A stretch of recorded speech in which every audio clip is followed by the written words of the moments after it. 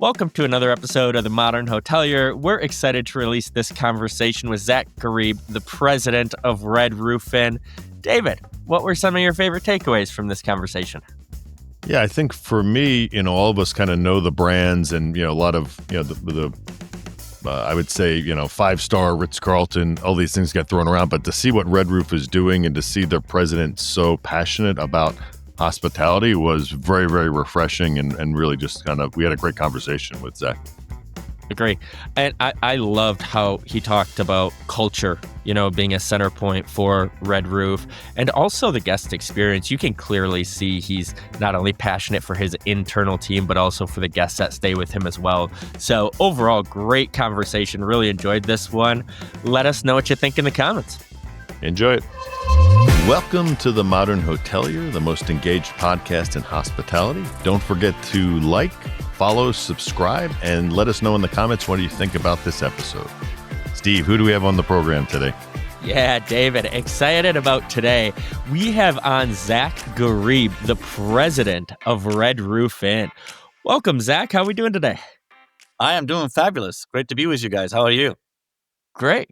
Thank you. We're good. So, Zack, we're going to do a quick lightning round, get to know you a little bit better, and then dive into some industry topics. Sound good? Beautiful. Let's do it. All right.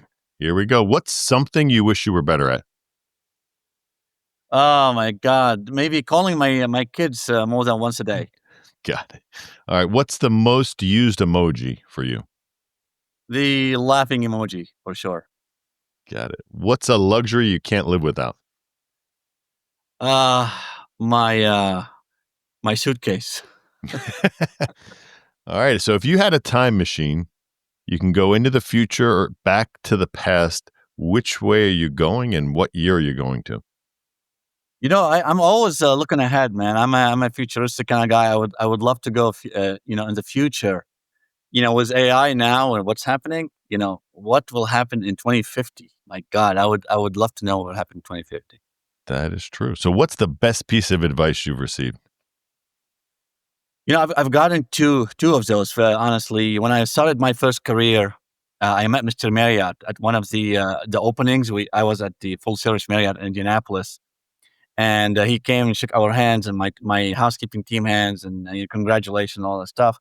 And he looked at me. He's like, "You have one important task, young man." He's like, "Always take care of your team." So I've always adopted that. So that was the first advice. And then the second advice is when I started franchising. I was La Quinta and Wyndham. I had the president of La Quinta, Rajiv Trivedi. He would always say, relationship. And so those two advices served me well, and I live by them every day. That's great. All right. So last one. What is your favorite city and why? Austin, Texas. I lived there 20 years, and it's just I love the city. It was home. That's great. Well done, Zack. So now we're going to dive into your personal details, where you grew up, what makes you tick a little bit more. So you grew up and correct me if I get this wrong, but it's Seda Lahuna in Lebanon. Is that correct? Yes, close. Say it. I'm going to let you pronounce that one correctly. No, I mean, it's actually Saida. That's we go by that. Just Saida. Okay. But yes, that's what I grew up. Absolutely. So how did growing up there shape you into who you are today? When you grow up in a place like this, America, United States is like a big dream. Like it's a big dream for everybody. And I always had that dream. And so when I joined, when I was in college, I was playing basketball, and we took a trip to Greece, to Athens, on the basketball team. And we were just playing different universities from different cities and countries. And I met the GM of that hotel and the staff. So when we would come back from the games, he would sit down with us and we just talk.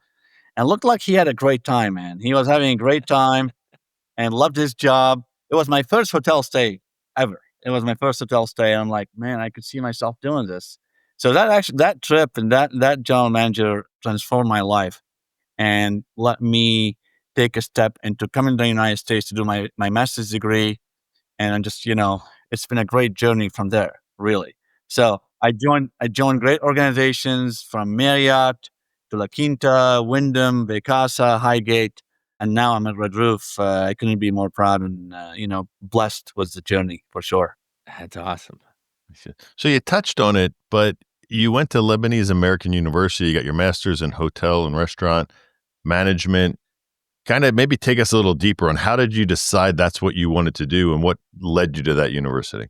Yeah, I actually went to the Lebanese American University, which was back in Beirut, Lebanon, to do my business management. So that's what I did my Got it. bachelor's. And so during that time is when I traveled to Athens, right? I met the GM and I decided I'm going to do my master's degree in the greatest country on earth.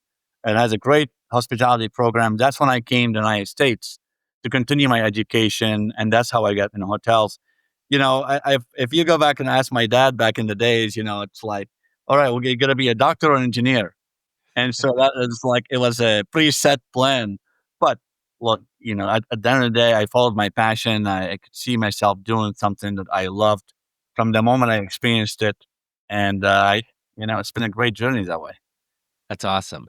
So you are seem like kind of a bit of a foodie.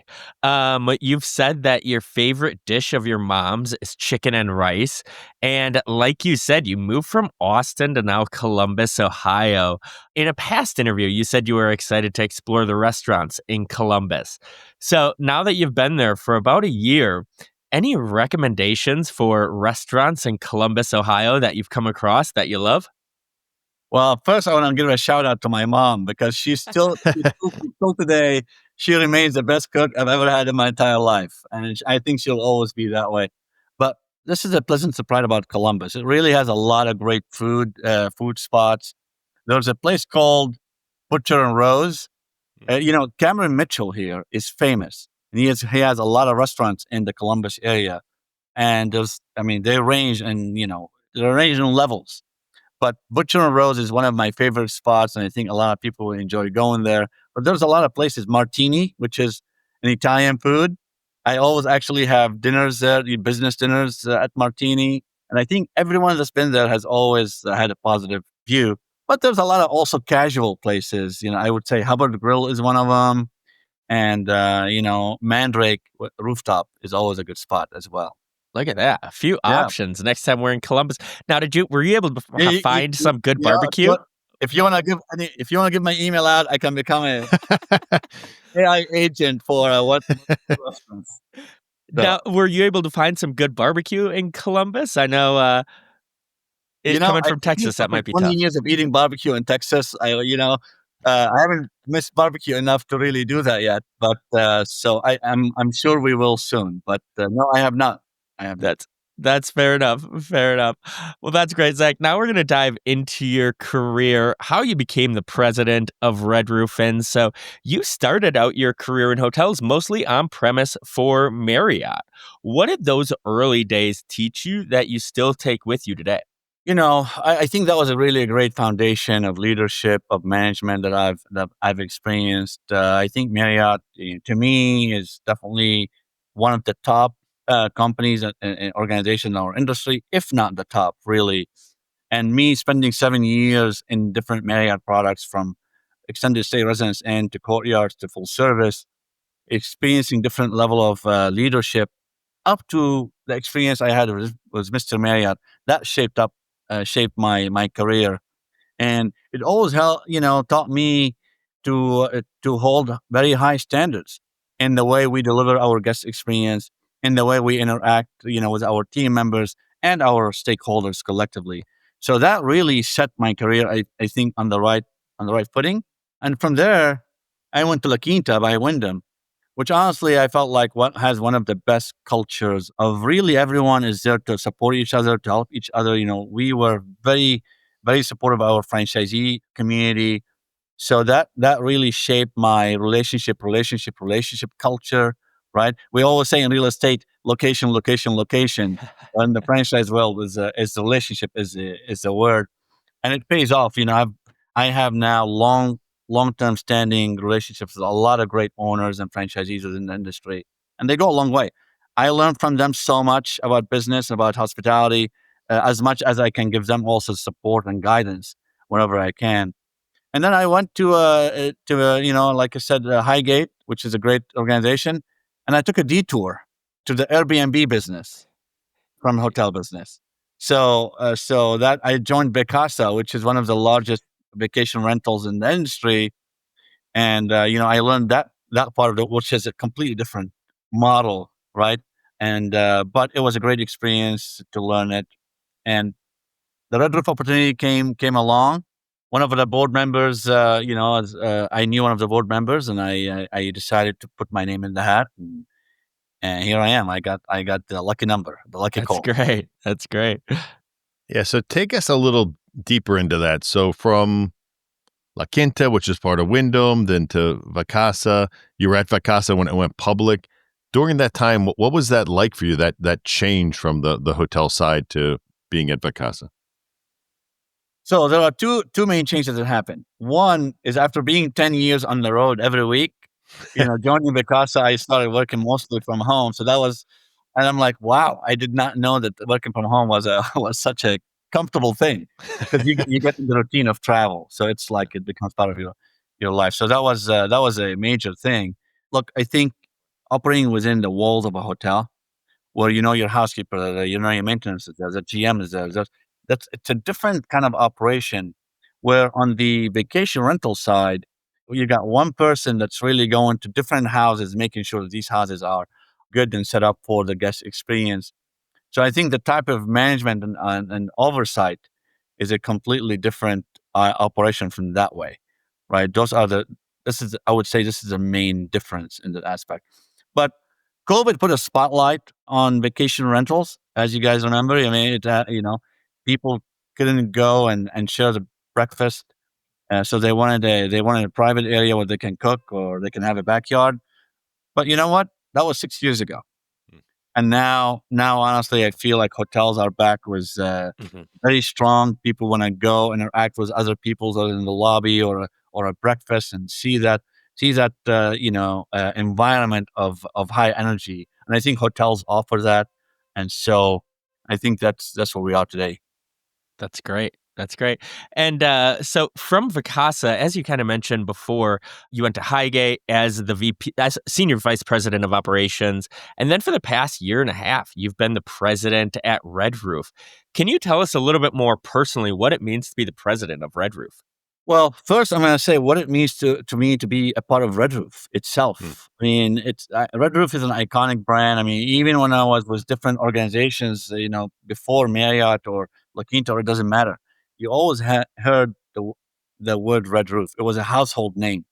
A lot of people used to travel, road trips, the station wagons back in the Oh days, where yeah, people, pack their kids and luggage and they go. And Red Roof was there for them across the country to welcome them, and people had great experiences. So for me to be part of that company, right, is already by itself amazing. And obviously, as a president, it allows me a chance to really serve our employees and provide them, a way that they can thrive and they can grow, and as importantly, serve our franchisees, our guests, in a much higher caliber. So our vision is to have a great a great experience for all our stakeholders. And as a president, my goal is to make sure we have a culture. It means to me a lot that we have a culture that we built from the bottom up. From all our employees were involved in creating the culture and our core values to go serve our franchisees and guests and the communities, alike at the highest level we can. And so we're working hard at it day in day out, and hopefully we'll keep improving that experience even more. You hit me kind of hard there when you said it's been 6 years since COVID, where haven't really thought about it that way, but it really puts everything into perspective. So we're about to approach the fourth quarter of 2025. 2026 is right around the corner. So what initiatives are you working on for Red Roof? Absolutely. So I'll tell you, the last 2 years have been transformational for the brand. And some of it started before my arrival. So, like last year, we went through a big initiative that a hotels organization go through, which is we changed our property management system, Right. which Yeah. is a big undertaking. oh yeah. So we adopted Hotel Key, which is now popular in the industry. But that transition was really important and key for us to integrate a lot more technologies with our PMS system.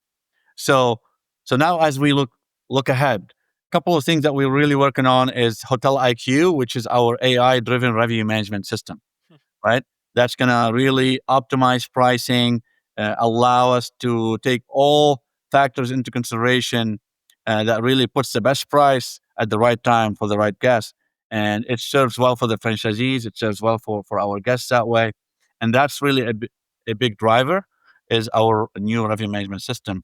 But the guest experience is extremely, extremely important. So we partnered with Sojourn, who is a great partner with guest analytics. It tells us how the guests are doing, what is working with them, for them, what's not working, how can we improve that experience, what hotels do we need to focus on to really improve that experience. So the analytics are amazing. And now we just concluded the second phase of that technology, which is our in-stay guest survey. So as soon as the guest checks in, we send them a text with a survey. They score us, and then it starts that communication to ensure that we're taking care of the guest. Those are two big initiatives: that the guest experience and the AI-driven technology. Obviously, we have other things. We just launched our new app, which has been wildly successful. I think our guests are enjoying interacting with the app. Easier bookings, better communication, and we're also partnering with Freedom Pay. It's a payment processing system which allows our better payment efficiencies and operational efficiencies for our franchisees. So those are key aspects that we are working on. Loyalty is very important, as we all know. I think a lot of people wanna be part of an important loyalty program. And while our loyalty program right now is really very generous, very rewarding, we want to continue evolving that to ensure it's even more robust and more rewarding for and offers more options for them as we go into the future. So those are the initiatives that we're working on from a technology perspective. That's great. And for some of our listeners, I mean, the Red Roof logo, obviously familiar and stuff like that, but they might not know a little bit more deeper about Red Roof. Can you share a little bit more about the company and the hotels and kind of a little bit more a deeper dive on Red Roof itself? Absolutely. So one is when I first joined Red Roof, I learned the motto of Red Roof, which is genuine relationships, real results. And I think that was really important because I love it. I embrace it. I think whoever the team that actually put that in place way prior to me really was forward thinking, because we continue to make sure that model really stays strong and alive in the organization for the future. But we pioneered the economy upscale segment category. So we're going to offer comfortable, clean hotels, but with less amenities. Right? Guests are looking for comfort, convenience, and clean, and that's what we are striving to offer at Red Roof. Right? So you're not gonna go there and see the breakfast or the gym, but you're gonna go there to see, make sure that you have a comfortable room, you have a smile at the desk, right? So you can get your business done or whatever is the purpose of your trip done efficiently that way at the right price, because that offers value. But we have a portfolio of hotels. So we have a Red Roof Inn, which is how we started as an organization. But then we elevated that too. So we have Red Roof Plus, which our Red Roof Pluses have a little bit more extra amenities, offer a little bit more value. And then in 2018, we introduced two different types: Hometown Studios, which is our extended stay business prototype, right? And then, so anybody who wants to stay like a week or 2 weeks or a month, Hometown Studios is part of it. And we introduced also the Red Collection, which is more of a boutique, mid-scale hotels that you see in urban cities and such. And those are great hotels that we have. So that's the portfolio. Now we can do dual brands. So some guests may go and experience one building, but we have Hometown Studios on one end for extended stay segment and Red Roof on the other end. So they share the same lobby, but depending on what your purpose is, you'll find an experience. So we talked about value and affordability. That's important. Our loyalty program is robust. It's generous. So we offer a lot of great benefits for it now. So you can actually use your points to get free nights, to get gift cards, or buy merchandise, whatever it is. So that loyalty program is very important. And so that's really who we are. Today, we have 715 hotels in the US and in Japan. So for the most part, we're not in Fort Collins yet, Steve. But I I'm know, keeping an eye out. yes, yeah. But for the most part, really, if a guest wants to travel across the country, they will find a red roof and wherever they're staying, and we welcome them that way. It's awesome. So, Zach, that sounds great. Now we're going to dive into the thought leadership side of things. So, you mentioned you've gone through a change recently with different technology systems like your PMS. How is technology reshaping the guest experience, and how are you incorporating this into Red Roof? Yeah, look, AI is moving really fast. I think the guest expectations are evolving, understandably so. AI is moving really fast, and we want to make sure that we have a great balance between the guest expectation, the guest journey and experience, and also the franchisee expectation and journey and experience.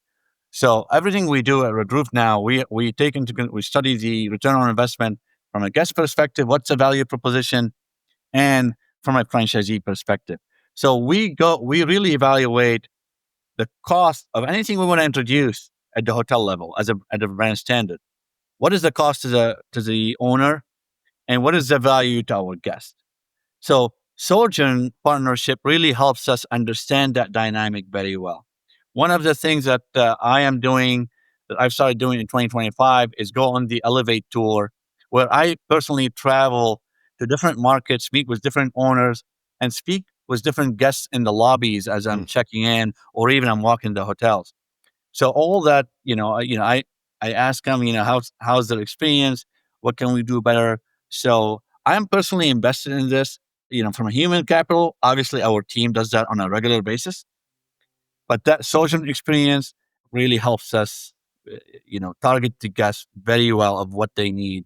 We partner also with Zeta, which is a marketing engine that understands the analytics of who is our target audience, so we can make sure we are offering the best promotions for them, we're offering the best value, right, and inviting them to stay at our red roof is that way. So Zeta has been also a great player with us to improve that guest experience that way and give them the best proposition we can.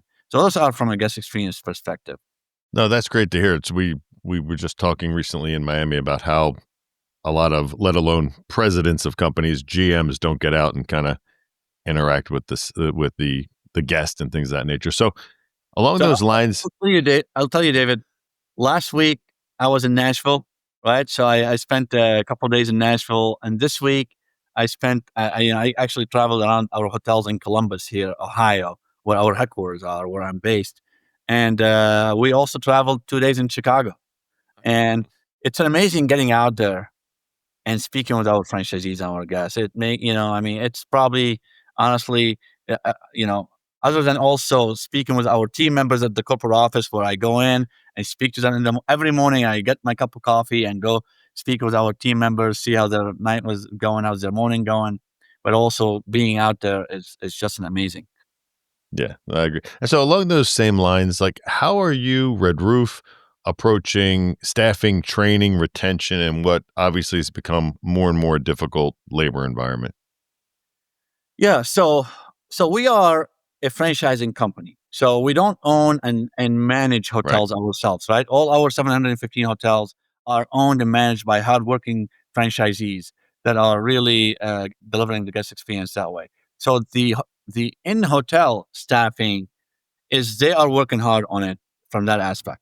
Now, obviously, from a corporate perspective, we want to have the staff to support all that. So I think it all goes back. The first thing we focus on is the culture. So when we built our culture, our core values, we built them from the bottom up. Really, we asked all our employees at the mid-year meeting, where everybody was there, what's important for you in the culture and the core values. They all put words and sentences. We gathered all them up. We took really the core ones and create our core values, which we call our habits. H for hospitality, A, adaptability, B, belonging, I, impact, T, trust, and S, success. So I think the first thing we do is really we try to live our core values and our culture day in and day out to make sure that people feel appreciated, people feel heard, people feel respected, people feel incentivized and recognized. So I think really it has to start with that aspect. And so you can really make sure that people have the buy-in and see the vision and what we are working collectively as a team, to serve our communities and owners and guests. So we are definitely focused on this. That's why our turnover is very minimal here because I think people love being part of this culture. So that's really what we do. But on top of this, we have a robust recruiting team that's been doing this for a while. So they use different recruiting metrics to ensure that we attract great talent, which is definitely out there. That's great. That's great. One thing that I constantly ran across while doing research for this episode was people always commenting how clean Red Roof Inn rooms were. How do you maintain that quality of service and making sure that the stays are clean and enjoyable while keeping costs low for hotels and travelers for that matter? Yeah, I mean, going back to the point earlier about staffing, right? It is not getting easier out there to really attract, especially housekeeping staff or maintenance staff, or it's getting harder and harder. I think the environment overall, is tough from that aspect. But I can tell you that a lot of our owners have come from a lot of families or situations where they have worked themselves at their parents' hotels or families or whatever it is. So they roll up the sleeves and they get it done Sure. and they make it happen. And they are so invested in that guest experience. So it's important for them to ensure that the cleanliness is there, right? And the guest is having a very good experience that way. But with that, you know, we make sure that our brand standards are not adding cost to our franchisees where they don't have to increase the rates to our guests, right? So it's all a full circle. Yep. They work hard, they're invested in it, they own it. We make sure only let's put brand standards that are common sense and give the best value at the best rate for our guests. And it all ties in together. And that's been a really winning formula for our brand that way. That's great. That's great. So Red Roof is a brand. You're trying to stay ahead of the curve. What are some of the major opportunities and challenges you're seeing right now? Look, the challenges are not necessarily Red Roof challenges, they're industry challenges. COVID really changed things, right? So I mean, we all know that inflation is not a secret. It's not a secret. So cost increases have been here for the last few years. Insurance cost keeps going up, not because of Red Roof or Marriott or anything like that. It's just because the entire insurance industry continues to really increase their rates. I mean, we know all the national disasters and things like that. So, rising cost, labor shortages, interest rates have been high for a while. So transactions and getting access to capital and lending has been tough from that aspect. So from a transactional perspective, those are the challenges that we see, right? So, but during challenging times, this is really the time that we as a brand we can capitalize on that time to transform the company into the future. So when the rebound starts happening, we are ready. So we continue to work with our franchisees and guests to make sure costs and rates are affordable and manageable for both, right? And that's really important for us to keep an eye on going forward. I really think that's the main thing right now from an Right. opportunity perspective. Now, I spoke about technology, what we have going on the horizon to improve the guest experience, to drive revenue for our employees, to drive best value to our guests. But we're looking beyond that. I mean, I mentioned AI is moving very fast. So we are looking at areas where, we really, our website becomes a lot more robust and AI driven as well, which is that's going pretty fast. So because that impacts the guest experience and the franchisees' profitability. That makes sense. That makes sense. So, Zach, you mentioned how kind of important those words were from Mr. Marriott when you met him. What advice would you have to the younger generation or somebody who's aspiring to be the president of a hotel group? You know, I followed my passion. I followed my passion and it worked, but passion alone doesn't make you successful. It's true. I think passion, if you coupled with working hard and being good at it, like you got to put in the time, especially in the beginning years. I mean, I worked 12-hour days, 16-hour days, sometimes 7 days a week. But all that really makes you a better character, a stronger, more knowledge, right? So prepare you for the better year ahead in your career. So passion is good. Look at your passion, but also understand what are you good in. Because I think when you become an expert at something, just doors open up a lot easier. And then the other piece that I always say is curiosity. I think some of us, and sometimes we get crippled by fear. Mhm. What if I do this, but it doesn't work? It doesn't work out. I would have, I mean, I'll tell you a story. It's a personal story. When we had our daughter Julia, and we moved from the Bay Area to Austin to be with to be with family in Austin. We left Marriott at the time, and we sold our house, and we left to Austin not knowing what's going to happen. So I interviewed for a job because we felt it's the right thing. Mhm. So I interviewed for jobs, and I got two offers. One, assistant director of finance for the full service Omni, and the other one was a general manager at the La Quinta. That was back in 2005. And so a lot of people started telling me, the Omni is full service assistant. You can take your career that way. But I was curious, was La Quinta as a GM? La Quinta was a growing company. Where can I fit better? Where that can go? And I ended up following, yeah, taking that route. Just because of that curiosity, because I felt like La Quinta can really have a bright future, and it's worked out great. I think sometimes take that risk, look behind the door, and things can work out. Don't be always afraid to take a risk. I love that. Yeah, good That was some advice. great advice. Thank you. Thank you. Thank you for sharing that story as well. Well, that was all great, Zach. We've been asking you questions this whole time. So this is where we're going to turn the tables and let you ask David and I a question. Okay, so I'm gonna do a. You know what? I'm gonna do a fire drill then. Question about what is your favorite food? Well, I think it's tough. It's football season, and my wife and one son were just back in Philadelphia. So if I could have right now a good cheesesteak, I would really enjoy that. Probably more than a good steak because I eat a lot of steak to begin with. So I'll take a cheesesteak. Would be my favorite food right now, at least today. You can never go Nice. wrong with that. Yeah. Nice. Man, I like anything on the grill. I'm a steak and potatoes guy. I grew up in Wisconsin, so that's, anything on the grill, but a good steak on the grill. I'm never gonna complain about that. Can't go wrong with that too. All right. So other than Red Roof, what is your favorite hotel that you have stayed at before? Ooh. My favorite, the one that let me see. I give the same answer, but I'm gonna switch it up today. The one that I recently talked about, which I kind of reflected on this day, and I'm like, man, that was really cool. It was the Lafayette in San Diego.